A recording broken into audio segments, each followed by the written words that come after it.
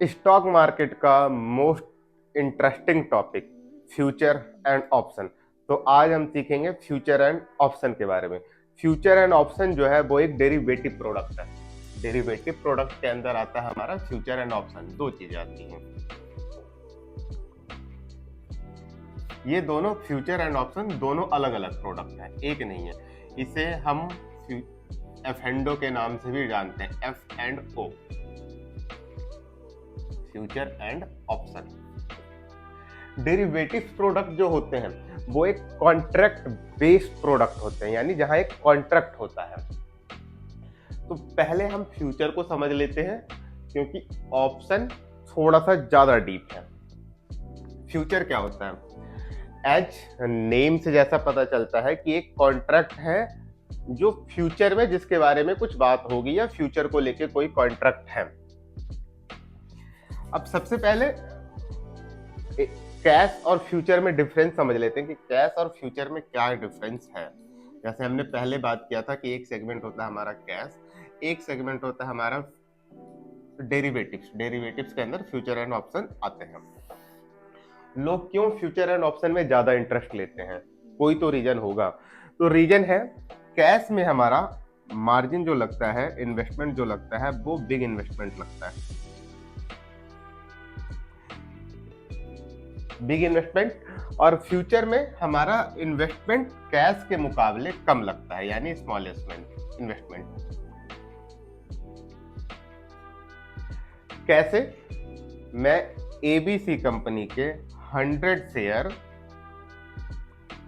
500 रुपए के हिसाब से खरीद रहा हूं, तो मेरी जो यहाँ इन्वेस्टमेंट लग जाएगी वो लग जाएगी 50,000। लेकिन यही जब मैं इसका फ्यूचर खरीदूंगा तो मुझे यहाँ इसके फ्यूचर में 10% या 20% मार्जिन ही अभी देना होगा। मुझे सिर्फ एक मार्जिन मनी देनी होगी इस अमाउंट का, वो 10% या 20% होगा। रेस्ट अमाउंट जब मेरा फ्यूचर का कॉन्ट्रैक्ट पूरा होगा मैं तब दूंगा। फ्यूचर का कॉन्ट्रैक्ट जब पूरा होगा, अभी डिस्कस करेंगे इसके बारे में। तो यहाँ पे मुझे, मैं अगर इसकी 20% की बात करूं तो यहाँ पे मुझे सिर्फ 10,000 रुपए देने होंगे। यहाँ मेरा इन्वेस्टमेंट 50,000 का है, यहाँ मेरा इन्वेस्टमेंट सिर्फ और सिर्फ 10,000 रुपए का है। जब स्मॉल इन्वेस्टमेंट है तो जाहिर सी बात है रिटर्न भी बड़ा होगा, और यहाँ इन्वेस्टमेंट जब बड़ा है तो ऑब्वियसली रिटर्न छोटा होगा। तो यहाँ क्या मिलता है हमें? बिग इन्वेस्टमेंट के साथ स्मॉल रिटर्न मिलते हैं, जबकि फ्यूचर में हमें स्मॉल इन्वेस्टमेंट के साथ बिग रिटर्न मिल जाते हैं। कैसे? आइए समझते हैं। 100 शेयर मैंने खरीदे थे 500 रुपए के रेट पे। अब ये शेयर मैं मान लेता हूं कि 500 रुपए से बढ़ के 600 रुपए का हो गया, तो मेरा प्रॉफिट कितना होगा? 100 rupees per share into 100 share. 100 into 100, 10,000 rupees का। सेम यहाँ भी फ्यूचर में भी जब ये 500 से 600 रुपए का हो गया, क्वांटिटी तो मेरी सेम थी, बस मेरा इन्वेस्टमेंट स्मॉल था, तो यहाँ भी मेरा प्रॉफिट हुआ 10,000 ही रुपीज का। बट यहाँ 10,000 रुपए कमाने के लिए मेरा इन्वेस्टमेंट सिर्फ 10,000 रुपए था, यानी हम कह सकते हैं कि यहाँ मुझे 100% का रिटर्न मिला। बट यहाँ 10,000 रुपए कमाने के लिए मेरा इन्वेस्टमेंट था 50,000 रुपए का, यानी यहाँ मुझे सिर्फ 20% का रिटर्न मिला, बट यहाँ मेरा 100% का रिटर्न मिला। That's the difference. इसलिए लोग फ्यूचर में और ऑप्शन में काम करना चाहते हैं। ऑप्शन इससे भी अलग है, ऑप्शन भी अभी समझाऊंगा। तो ये दो मेन चीजें हो गई। इसके साथ एक जरूरी चीज हम समझते हैं जो थोड़ा सा अपोजिट है। कैश में हमारे पास लो रिस्क है, और इसके अपोजिट फ्यूचर में, डेरिवेटिव्स में हमारे पास हमेशा हाई रिस्क होता है। अब ये लो रिस्क और हाई रिस्क कैसे है? बिल्कुल सिमिलरली, कि अगर ये 500 रुपए का स्टॉक मेरा नीचे 450 रुपए का आ जाता है, तो यहां पे मेरा लॉस कितना होगा? 5,000 रुपए का। एंड सेम यहाँ पे भी मेरा लॉस होगा 5,000 रुपए का ही।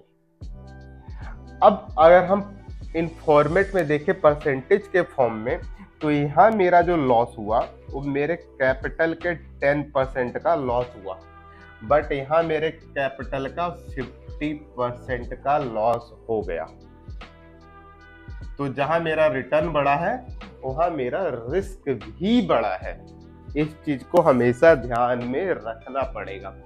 और फ्यूचर में ये दोनों तो हमारे प्लस पॉइंट थे, ये हमारे माइनस पॉइंट है, हाई रिस्क। एंड एक और प्रॉब्लम आती है फ्यूचर कॉन्ट्रैक्ट्स में, ध्यान रखना पड़ेगा आपको हमेशा, यूज होता है M2M, एक वर्ड यूज होता है M2M। M2M को मार्क टू मार्केट।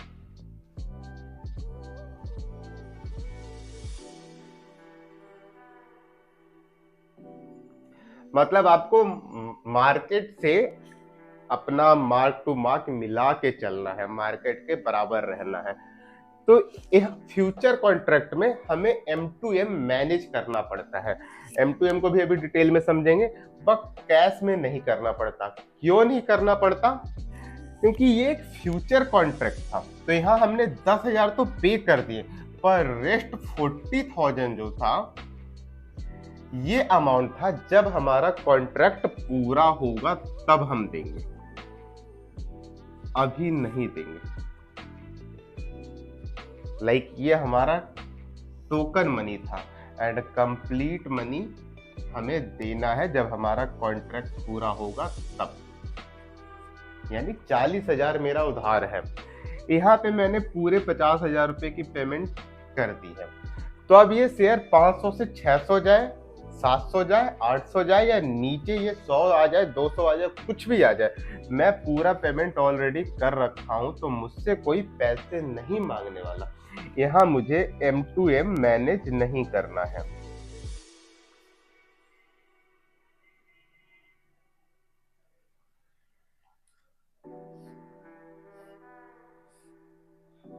यहाँ मुझे M2M मैनेज नहीं करना है, बट यहाँ मुझे M2M मैनेज करना पड़ेगा। अभी M2M मैनेज कैसे होगा वो मैं बताता हूँ। पहले हम M2M समझ लेते हैं, और M2M से पहले हम कॉन्ट्रैक्ट डेट समझ लेते हैं, क्योंकि जब हमने फ्यूचर में बात की, और जैसा मैंने बताया डेरिवेटिव प्रोडक्ट जो है वो एक कॉन्ट्रैक्ट बेस्ड प्रोडक्ट है। Contract means agreement, like agreement कह सकते हैं कि एक एग्रीमेंट बेस्ड प्रोडक्ट है। तो किसी चीज की जब एग्रीमेंट होती है तो उसमें एक डेट भी डिसाइड होता है कि हाँ ये हमारा कॉन्ट्रैक्ट कब मैच्योर होगा या कब एक्सपायर होगा। तो पहले हम फ्यूचर के कॉन्ट्रैक्ट को समझ लेते हैं, उसके बाद हम मार्क टू मार्क समझेंगे। इस कॉन्ट्रैक्ट डेट को हम डेरिवेटिव्स प्रोडक्ट में, फ्यूचर और ऑप्शन में एक्सपायरी बोलते हैं, एक्सपायरी डेट।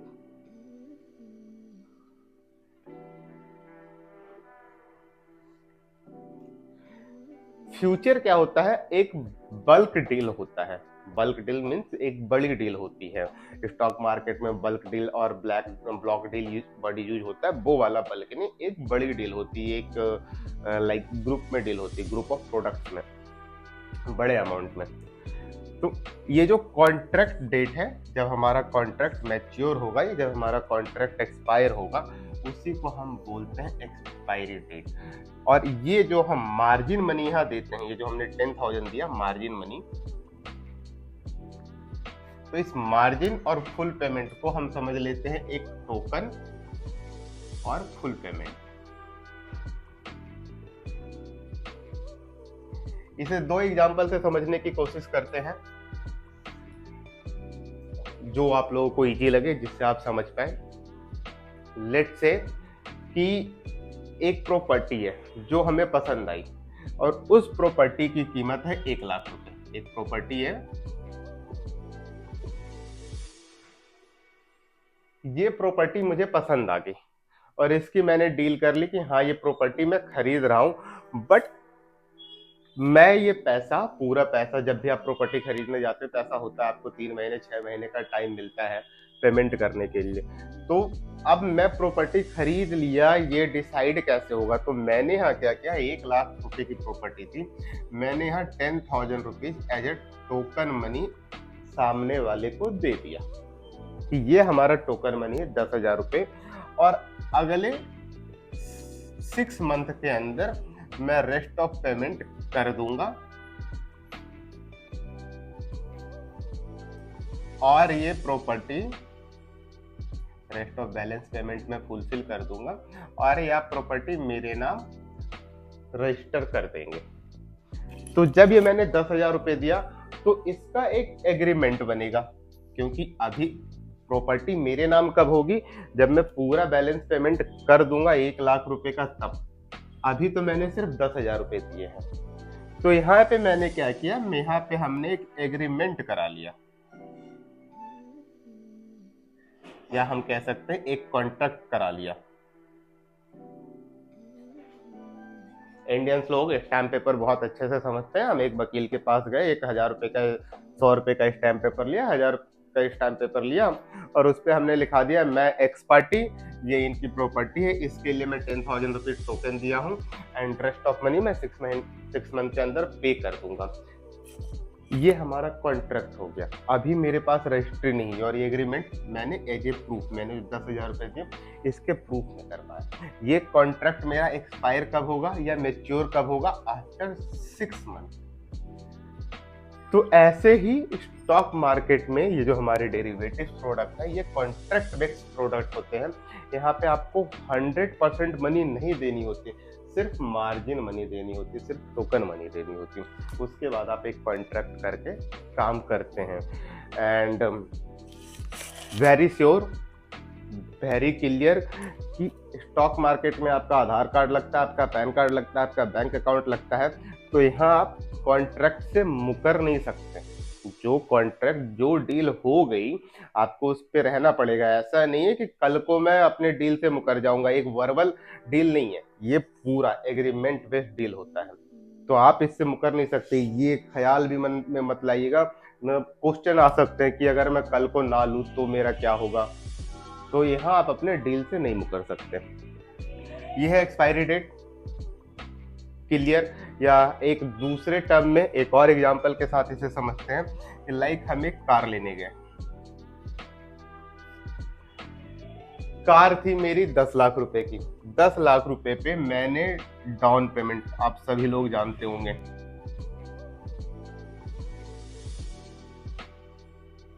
2.5 लाख रुपए की मैंने डाउन पेमेंट दे दी। सर 2.5 लाख रुपए हमसे, अभी ये रहा डाउन पेमेंट, एंड रेस्ट जो 7.5 लाख है उसे हम क्या करते हैं, उसका हम लोन करा लेते हैं। और इसमें हमें लोन जैसा भी हम कराते हैं, 5 year, 6 year, 7 year, 4 year, depend on your financial condition. मैं 5 ईयर के लिए पकड़ लेता हूँ, ये लोन मैंने करा लिया 5 ईयर के लिए।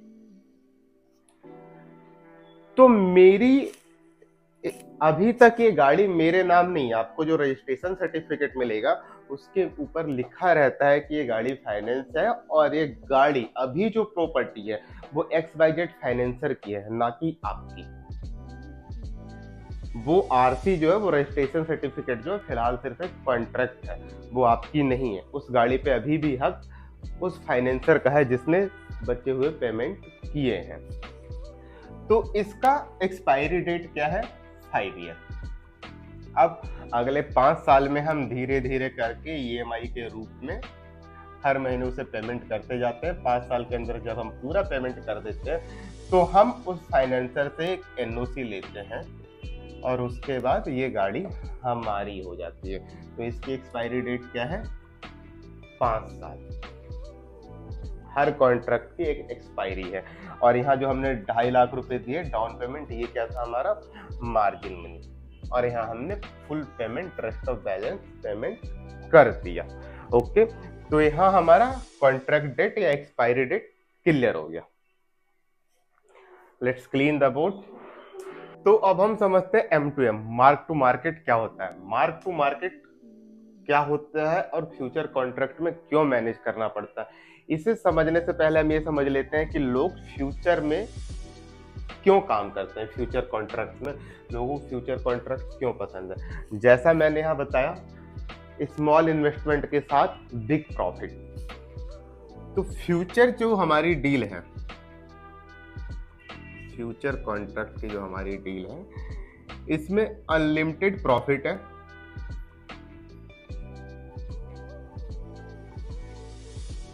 और लॉस भी अनलिमिटेड है।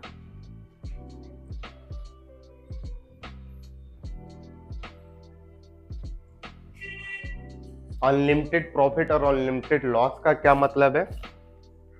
लेट से कि 500 रुपये पर शेयर के हिसाब से मैंने एक फ्यूचर कॉन्ट्रैक्ट में डील किया।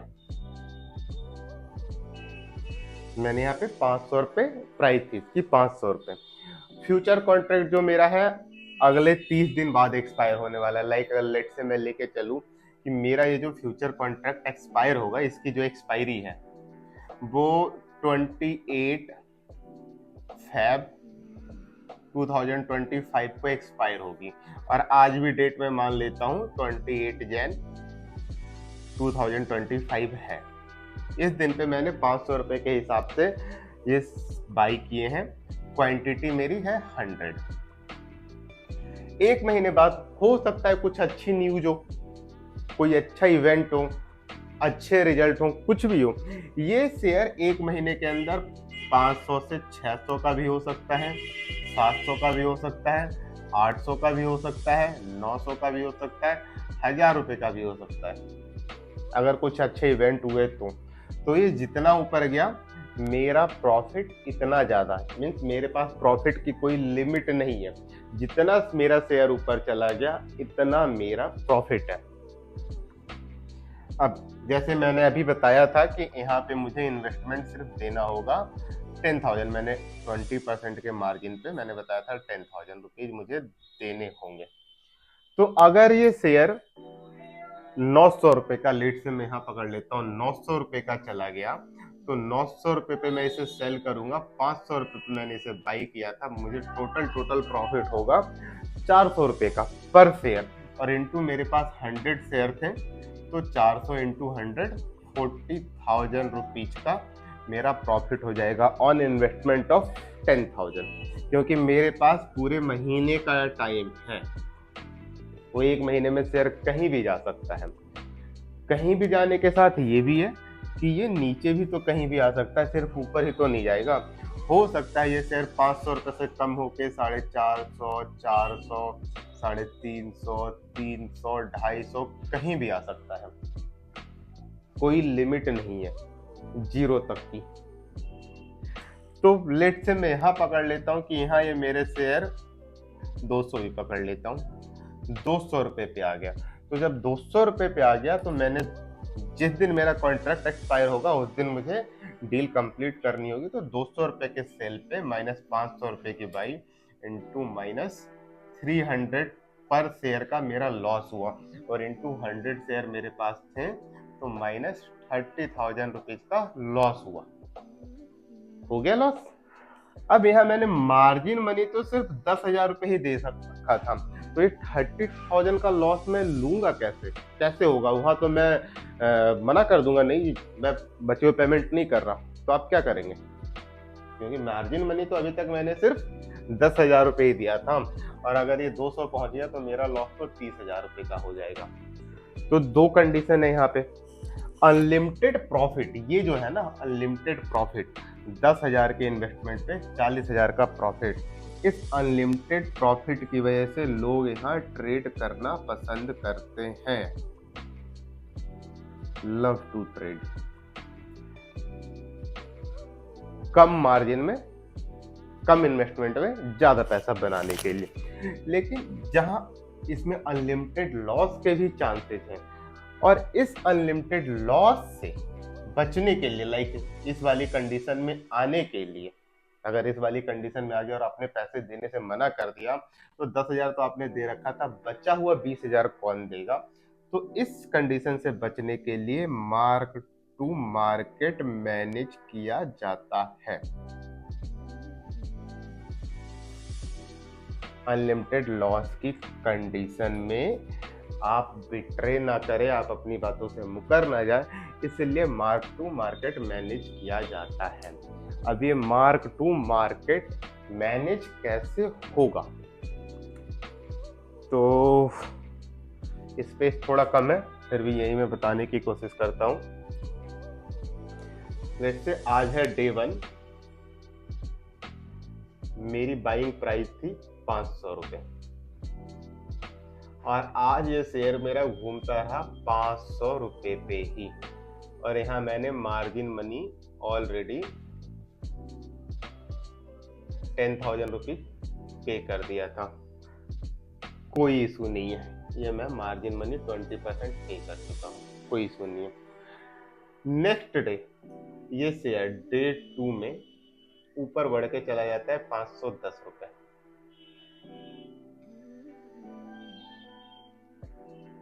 ये तो मेरी बाइंग प्राइस सेम ही रहेगी 510 रुपये, यानी मुझे 10 रुपये पर शेयर प्रॉफिट हो रहा है, कोई इशू नहीं है। डे 3 में ये शेयर वापस आ जाता है 500 रुपये, मैं वापस 0 हो जाता हूँ, नो प्रॉफिट नो लॉस, कोई इशू नहीं है। डे 4 ये शेयर आ जाता है 490 रुपये का। अब मैं 10 शेयर 500 पे मैंने डील किया था, ये जो मेरी कॉन्ट्रैक्ट थी वो 500 की थी, 500 पे मैंने डील साइन किया था, ये आ गया 490 रुपये, यानी मुझे -10 रुपीज पर शेयर का लॉस हो रहा है, और इनटू मेरे पास 100 शेयर है, तो आज के डेट में मैं -1000 रुपीज के लॉस में हूँ। तो मैं आगे कोई विड्रे ना करूं, इसलिए मेरा ब्रोकर आज शाम को ही मुझे बोलेगा कि सर आपका M2M -1000 रुपीज जा रहा है, आप 1000 रुपीज पूरा कीजिए, हमें दीजिए, अदरवाइज अभी हम आपका ये कॉन्ट्रैक्ट रद्द कर देंगे, कैंसल कर देंगे, और आपने जो 10,000 रुपीज मार्जिन मनी दिया है इसमें से यह 1000 रुपये का लॉस काट के हम आपको 9,000 रुपये वापिस भेज देंगे आपके अकाउंट में। या तो आप मुझे 1000 रुपये दे दो, नहीं तो हम आपका कॉन्ट्रैक्ट कैंसल कर देंगे, मार्जिन मनी तो हम अपना बना के ही रखेंगे। अब हम इसे देंगे कैसे? लेट्स से एक एग्जांपल कि मेरा डीमेट है, कहाँ समझाऊं मैं,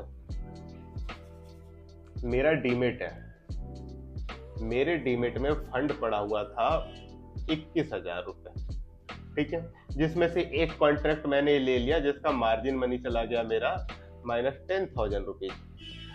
अभी मेरे अकाउंट में कितना पड़ा हुआ है? 11,000 रुपीज अभी भी पड़े हुए हैं, तो अभी मुझसे ब्रोकर M2M मैनेज करने को नहीं बोलेगा, क्योंकि मेरे पास 11 पड़ा हुआ है, इसे वो -1 करके 10 कर देगा। अभी वो मुझसे नहीं बोलेगा कि सर आप मुझे 1,000 रुपये पे करो, क्योंकि अभी तो मेरे पास है, जितना उसे चाहिए, जितना माइनस है उससे ज्यादा अभी मेरे पास है, तो इस कंडीशन में नहीं बोलेगा। कंडीशन में तो मुझसे कुछ नहीं बोलेगा, क्योंकि अभी मेरे यहाँ 11,000 रुपये बैलेंस पड़ा था, 1,000 रुपये माइनस कर दिया। अब मैं सीधा बात करता हूँ कि 490 की बजाय सीधा 400 रुपये हो गया। तो अब इस कंडीशन में मुझे क्या हो रहा है, 100 rupees per share into 100 quantity, मैं माइनस में चला गया 10,000 रुपीज। मैंने सीधा यहाँ 490 से 400 ही कर दिया, तो यहाँ पे मेरा लॉस हो गया 10,000 रुपये का। तो अभी भी मेरे पास 1,000 रुपये पड़े हुए हैं, अभी भी ब्रोकर कुछ नहीं बोलेगा। पर नेक्स्ट डे ये 400 से भी कम होके 390 हो जाता है, और 390 नहीं, मैं 1,000 रुपये तो मेरे पास पड़े हुए, ये 380 हो जाता है। तो इस कंडीशन में मेरे पास 120 रुपये पर शेयर इंटू 100 शेयर, मैं माइनस में 12,000 चला जाता हूँ, जहाँ की ये 10,000 रुपये में पहले पे कर चुका था, 1,000 रुपये का बैलेंस मेरे पास पड़ा था। अब यहाँ पे मैं एग्जैक्टली -1000 रुपीज आ गया। तो इस कंडीशन में अब मुझे मेरा ब्रोकर बोलेगा कि सर या तो आप 1,000 रुपये का पेमेंट कर दो, नहीं तो मैं आपका ये कॉन्ट्रैक्ट कैंसल कर दूंगा। और ये जो मैंने मार्जिन मनी बचा रखी थी, इसमें से 1,000 रुपये काट के 9,000 रुपये आपको भेज दूंगा। यहाँ पे आपको M2M मैनेज करना है। आपको ब्रोकर बिट्रे नहीं करने देगा अनलिमिटेड लॉस की कंडीशन में, इसीलिए एक मार्जिन मनी रखी जाती है plus M2M mark to market manage करवाया जाता है, ताकि अगर आपकी डिसीजन गलत हो गए, आपका लॉस हो रहा है, तो आप धोखा नहीं दे सकते। क्लियर है? M2M क्या होता है, क्यों मैनेज करवाया जाता है और कैसे मैनेज करवाया जाता है, दोनों ही चीजें क्लियर कर दी। अगर कोई डाउट हो तो कमेंट में आप पूछ सकते हैं, अगर नहीं समझ में आया हो तो मैं इसका दूसरा वीडियो अगेन में बना दूंगा कि M2M क्या होता है, क्यों होता है और कैसे मैनेज करवाया जाता है। ठीक है, तो और साथ के साथ एक्सपायरी डेट भी क्लियर होगी। तो बढ़ते हैं हम आगे। तो अब तक हमने समझ लिया कि डेरिवेटिव प्रोडक्ट के अंदर फ्यूचर एंड ऑप्शन आते हैं।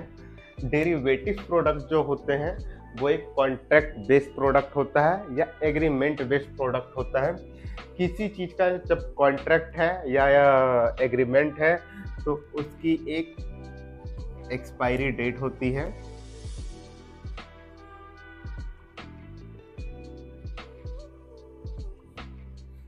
कैश में और फ्यूचर में क्या डिफरेंस है? फ्यूचर लोग क्यों ट्रेड करते हैं? क्योंकि फ्यूचर में लो इन्वेस्टमेंट के साथ हाई रिटर्न के चांसेज हैं। फ्यूचर में जहां प्रॉफिट अनलिमिटेड है वहीं लॉस भी अनलिमिटेड है। तो जब आप फ्यूचर कॉन्ट्रैक्ट ट्रेड करना चाहते हैं, करने जाते हैं, तो इस चीज को सिर्फ प्रॉफिट को माइंड में ना रखें, इस चीज को भी माइंड में रखें कि लॉस भी अनलिमिटेड हो सकता है। तो फ्यूचर और कैश में डिफरेंट क्या है, कैश वर्सेस फ्यूचर। अब आपको कैश ट्रेड करना है या फ्यूचर ट्रेड करना है, वो आपकी मर्जी। क्या डिफरेंस है मैंने बता दिया, लो इन्वेस्टमेंट के साथ big return in future, but profit and loss भी इसके, जहां प्रॉफिट अनलिमिटेड है वहीं लॉस भी इसके अनलिमिटेड है। फ्यूचर के एक्सपायरी डेट क्या होते हैं? एक्सपायरी कॉन्ट्रैक्ट की एक्सपायरी डेट क्या होता है? M2M मार्क टू मार्केट क्या होता है, क्यों होता है और कैसे मैनेज करवाया जाता है, ये भी हमने क्लियर कर लिया है।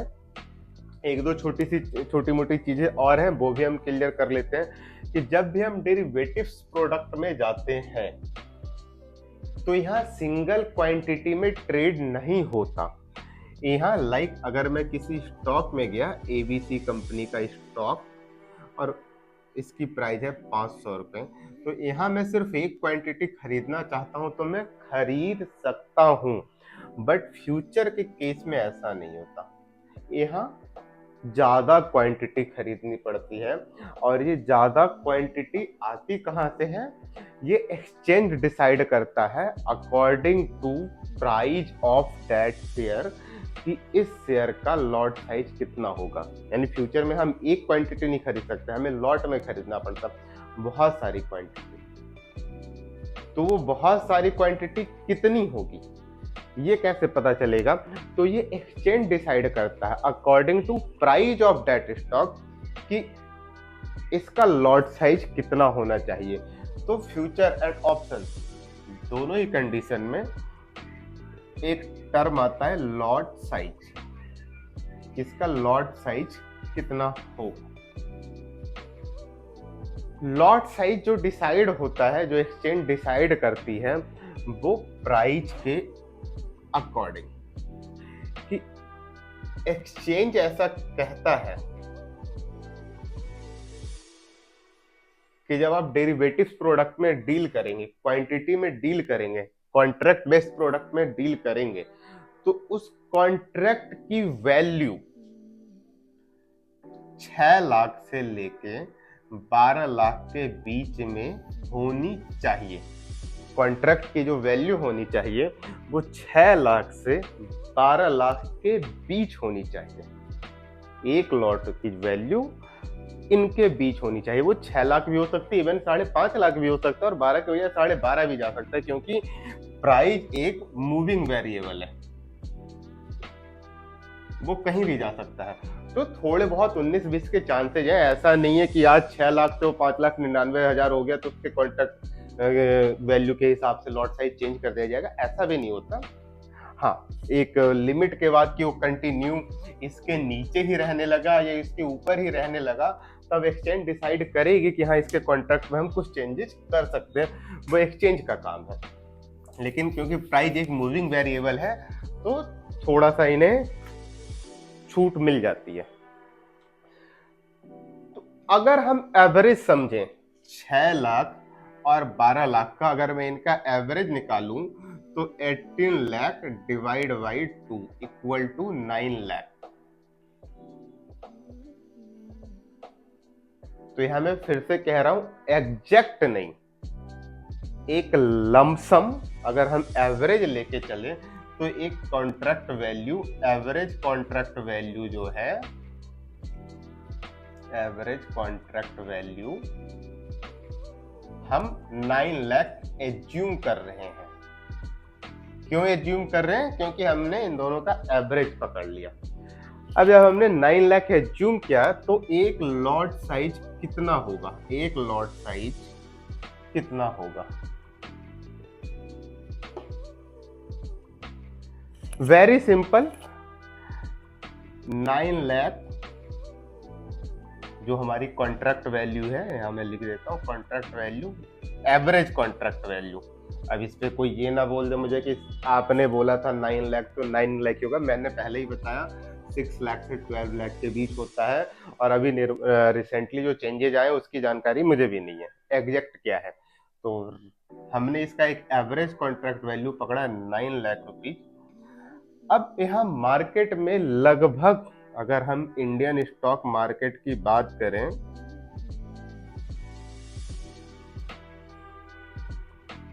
तो यहाँ लगभग 5,000 स्टॉक लिस्टेड है,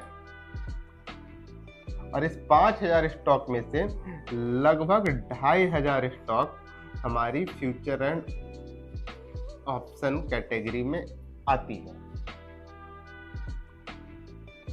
तो इन 2,500 स्टॉक की प्राइस तो डिफरेंट होगी, किसी की एक प्राइस तो होगी नहीं। अगर आप 10 शेयर उठा के देखें तो 10 की प्राइस अलग अलग होगी। तो 9 lakh average contract value divide by price of stock, या हम प्रोडक्ट भी कह सकते हैं, क्योंकि हम आगे इंडेक्स की बात करेंगे तो प्रोडक्ट भी कह सकते हैं। बाद में मतलब ऐसा क्वेश्चन उठ सकता है कि बैंक निफ्टी तो स्टॉक नहीं है, तो स्टॉक मींस प्रोडक्ट भी है। Price of stock equal to lot size. रफली मैं लेके चलूं 9 लाख रुपीज, मैं यहाँ SBI पकड़ लेता हूँ, आज की डेट में 800 के आसपास कहीं है। एक सिंपल कैलकुलेशन के लिए मैंने इसे 900 रुपये मान लिया। तो 900 रुपये के हिसाब से इसका जो लॉट साइज होगा वो 1000 क्वांटिटी के आसपास का होगा। तो अगर मैं SBI की लॉट साइज की बात करूं तो SBI का जो लॉट साइज है वो 750 क्वांटिटी का है।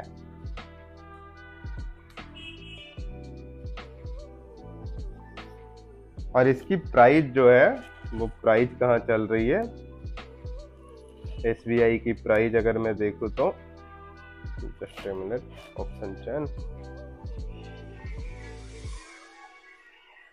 744 रुपए। तो थोड़ा बहुत तो फर्क आ जाएगा, इवन ज्यादा ही आ जाएगा।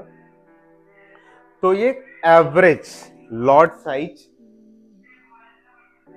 क्या हो सकता है, कितना हो सकता है, ये हम अंदाजा लगा सकते हैं कि लॉट साइज कितना हो सकता है किसी स्टॉक का एवरेज में, नॉट 100% एक्यूरेट।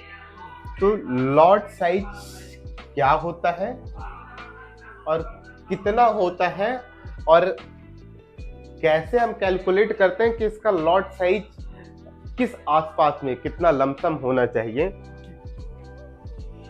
ये हम इस तरीके से पता कर सकते हैं। और लॉट साइज के साथ लॉट प्राइस मैंने बता ही दिया।